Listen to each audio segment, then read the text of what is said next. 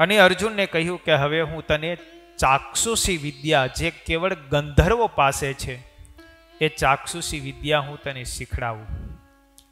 આ ચાક્ષુષી વિદ્યાના પ્રભાવથી હે અર્જુન, તું સૂક્ષ્મમાં સૂક્ષ્મ વસ્તુને જોઈ શકીશ.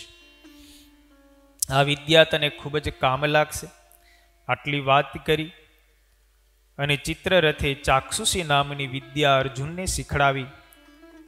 અને એ વિદ્યા શીખડાવ્યા પછી ઉપદેશ આપતા કહ્યું કે હે તપતી નંદન, બ્રાહ્મણની સહાયતા વિના કેવળ માત્ર પોતાના પુરુષાર્થે કરીને આ પૃથ્વી ઉપર વિજય પ્રાપ્ત કરી શકાતો નથી. માટે બ્રાહ્મણોને પ્રસન્ન કરો અને બ્રાહ્મણોને આગળ રાખીને જ પછી તમે વિજય પ્રાપ્ત કરવા માટે નીકળશો તો તમે સર્વ પ્રકારે વિજયી થશો. તપતી નંદન આવું સંબોધન જ્યારે ચિત્રરથે કર્યું એટલે વૈશંપાયન ઋષિ જનમેજયને કહે છે કે રાજન, ગંધર્વના મુખેથી તપતી નંદન સંબોધનને સાંભળીને અર્જુને કહ્યું કે ગંધર્વરાજ, અમે લોકો તો કુંતીના સંતાનો છીએ.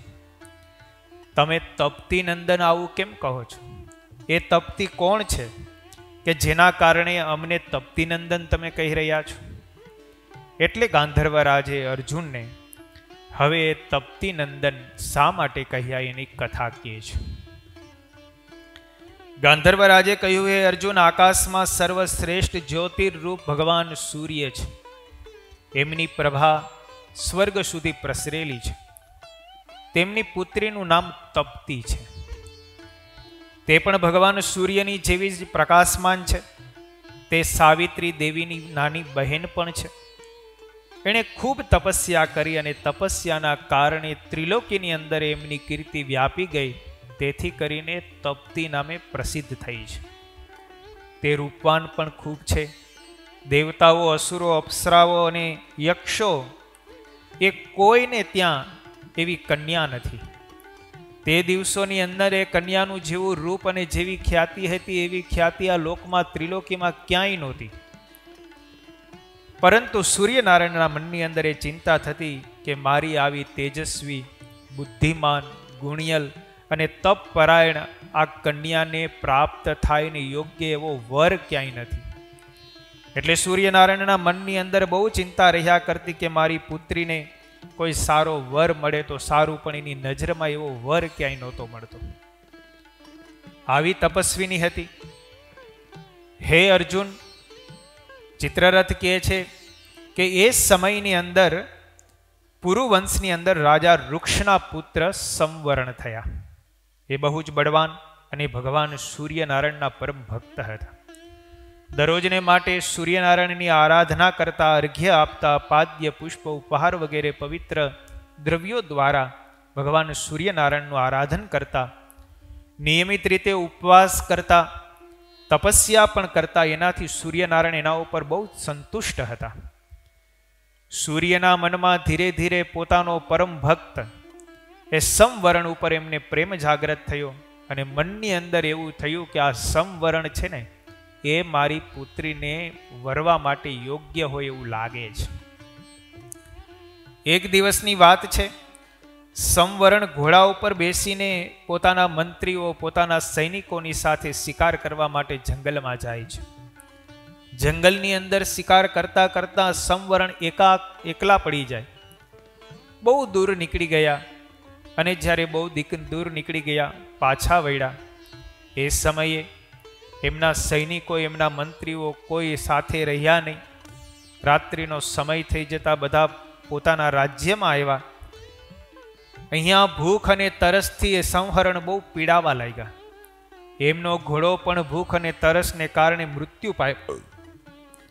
સંહરણ પછી એકલા પગપાળા આગળ ચાલતા હતા. નદી કિનારે જ્યારે પહોંચ્યા એ સમયે એમની દ્રષ્ટિ એક સુંદર કન્યા ઉપર પડી. એ સુંદર કન્યા એ સૂર્યની પુત્રી તપતી હતી. એ તપશ્ચર્યા કરી રહી હતી. તેમને લાગ્યું કે જાણે સૂર્યની પ્રભા જ આ પૃથ્વી ઉપર ઉતરી આવી હોય એવી સૂર્યની એ તેજસ્વી પુત્રીને જોઈને, એમના સુંદર રૂપને જોઈને, એમની તપસ્યા અને એના મુખાકૃતિ ઉપર રહેલી પ્રભાને જોઈને આ સંહરણ એના ઉપર આસક્ત થયા. એમની પાસે જઈને કહ્યું કે કન્યા તું કોણ છે? કોની પુત્રી છે, તારું નામ શું છે? આ નિર્જન વનની અંદર સાવ ઉદ્દેશ્યથી તું ફરી રહી છે અને આટલું ઉગ્ર તપ કરીને તારા મુખાકૃતિ ઉપર તેજની જે પ્રભા ઝળહળી રહી છે, આવું તપ તું શા માટે કરે છે? તારા આ રૂપને જોઈને મારું મન તારામાં આસક્ત થયું છે, માટે હું તારી પાસે પ્રાર્થના કરું છું કે તું મને વરવા માટે તૈયાર થા. તારી અનુમતિ વિના હું તારી ઉપર કોઈ બળજબરી નહીં કરું. સમહરણે જ્યારે લગ્ન માટેનો પ્રસ્તાવ મોકલ્યો ત્યારે એ તપ્તી નામની જે કન્યા હતી, આ સમહરણની વાત સાંભળીને ક્ષણવાર માટે અદ્રશ્ય થઈ ગઈ. એની પાસે એવી શક્તિ હતી, જેમ વાદળીની અંદર વીજળીનો ઝબકારો હોય એ અદ્રશ્ય થઈ જાય, એ રીતે કન્યા અદ્રશ્ય થઈ ગઈ. પોતાની નજર સામે કન્યા હતી, એમાં પોતાનું મન આસક્ત થયેલું હતું, પણ એ કન્યા જ્યારે પોતાથી અદ્રશ્ય થઈ એટલે રાજા ભૂખ અને તરસથી થોડાક વ્યાકુળ તો હતા જ, અને એમાં આમાં મન પોરવાયેલું હતું. અને એ કન્યા જ્યારે અદ્રશ્ય થઈ એટલે પાછા બેચેન જેવા થઈ અને પૃથ્વી ઉપર ઢળી પડ્યા. એ પૃથ્વી ઉપર ઢળી પડ્યા એટલે એ તપ્તી નામની કન્યા પુનઃ ત્યાં પ્રગટ થઈ અને સમહરણને કહેવા લાગી, ઉઠો ઉઠો, તમારા જેવા પુરુષ આમ બેહોશ થઈને પૃથ્વી ઉપર પડી રહેવું ન જોઈએ. એ અમૃતવાણી સાંભળી અને સમહરણ સચેત થયા. એમણે જોયું તો પોતાની સામે સુંદર કન્યા બેઠી છે. પોતાને ઉઠવાનું કહે છે. એમને જોતાની સાથે જ જાણે જીવમાં જીવ આવ્યો હોય એમ સમહરણ ઊભા થયા અને કહે છે કે હે કન્યા, તે તો મને જીવનદાન આપ્યું. તારા વિયોગમાં હું મૃત્યુ પામત, પણ તું મારી સામે પ્રગટ થઈને તે મારી ઉપર બહુ મોટી કરુણા કરી છે, માટે તું મને વર એવી મારી ઈચ્છા છે.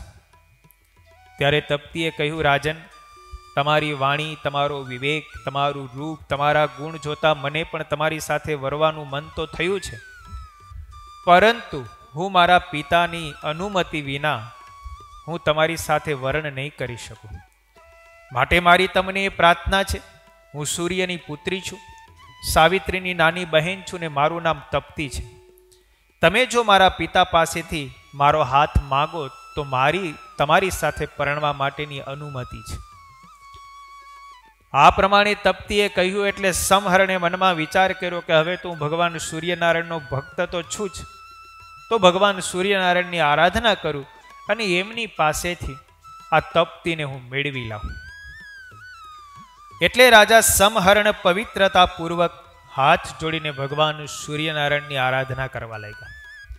તેમણે મનમાં પોતાના પુરોહિત વશિષ્ઠ મુનિનું પણ સ્મરણ કર્યું. આ પુરુવંશના રાજા છે, સમહરણ એ વૃક્ષના સંતાન છે, એમના પુરોહિત વશિષ્ઠજી છે. એટલે સૂર્યનારાયણની આરાધના કરતા કરતા એમણે પોતાના પુરોહિત મહર્ષિ વશિષ્ઠજીનું પણ સ્મરણ કર્યું, એમનું પણ ધ્યાન કર્યું. એ પ્રમાણે પોતાના ગુરુ એવા વશિષ્ઠજી અને સૂર્યનારાયણે બંનેનું ધ્યાન કર્યું. 12 દિવસ જ્યારે પસાર થયા ત્યારે 12મા દિવસે મહર્ષિ વશિષ્ઠજી ત્યાં પધાર્યા. તેમને રાજા સમહરણના મનની બધી વાત જાણીને તેમને આશ્વાસન આપીને કહ્યું કે ભગવાન સૂર્યને મળવા માટે હું હમણાં જ જાઉં છું અને તારો પ્રસ્તાવ એ સૂર્યનારાયણને જઈને કહું છું કે તમારી પુત્રી તપ્તી મારો શિષ્ય સમહરણ એમની સાથે પરણવા માટે ઈચ્છે છે. આ બાજુ ભગવાન સૂર્યનારાયણ પાસે વશિષ્ઠજી પોતાના પ્રિય શિષ્ય સમહરણનું કલ્યાણ કરવા માટે થઈ અને ગયા. વશિષ્ઠજીએ સમહરણની બધી વાત સૂર્યનારાયણ સન્મુખ પર કરી અને કહ્યું કે હે સૂર્યનારાયણ દેવ, તમારી પુત્રી તપ્તી મારા શિષ્ય સમહરણની સાથે વરવાની યોગ્ય છે. જો તમે અનુમતિ આપો તો તમારી પુત્રી મારા શિષ્યની સાથે પરણે. સૂર્યનારાયણે કીધું કે મારી તપ્તીને યોગ્ય સમહરણ છે એ હું સારી રીતે જાણું છું. તમે સામેથી જ જ્યારે એમની હાથ માગવા માટે આવ્યા છો તો મારી પુત્રી તપ્તીને તમે લઈ જાઓ. સૂર્યનારાયણે પોતાની પુત્રીને બોલાવીને કહ્યું કે આ વશિષ્ઠજીની સાથે તમે જાઓ અને સમહરણની સાથે લગ્ન કરો, મારી અનુમતિ છે. વશિષ્ઠજી એ તપ્તીને લઈ અને સમહરણ પાસે આવ્યા અને વિધિપૂર્વક વશિષ્ઠજી એમના લગ્ન કરાવ્યા.